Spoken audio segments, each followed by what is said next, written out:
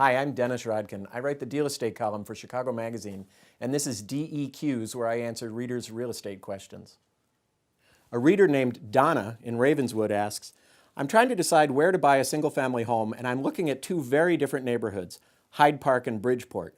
What can you tell me about the real estate in the $300,000 to $350,000 range in those two areas?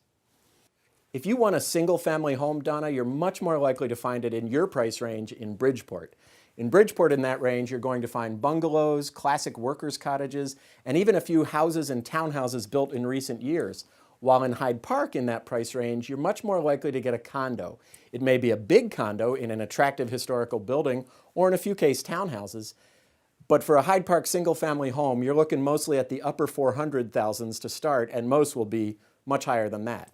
But that shouldn't shut down your Hyde Park house hunt. Hyde Park's such a great neighborhood with that great academic flavor, wonderful history, and the condos you'd be looking at, many of them would be in older structures built when families lived in multifamily housing rather than in suburban homes. So you may get a lot of space, you may get vintage detail, and some, but not all, of the buildings down there have shared outdoor space, so you don't necessarily give up on a yard. But a condo does come with monthly assessments on top of the mortgage payment, so the total purchase price you can spend for a condo in Hyde Park might be lower than for a house in Bridgeport. And Bridgeport has some great advantages on top of that. It has that great overlay of creative types in the past several years added to the working class history of the neighborhood. So you've got all the great dining hotspots, you've got a really cool park in an old gravel quarry. You're going to get more in Bridgeport because it's only gotten hip in the past decade or so, as opposed to Hyde Park's longtime strength.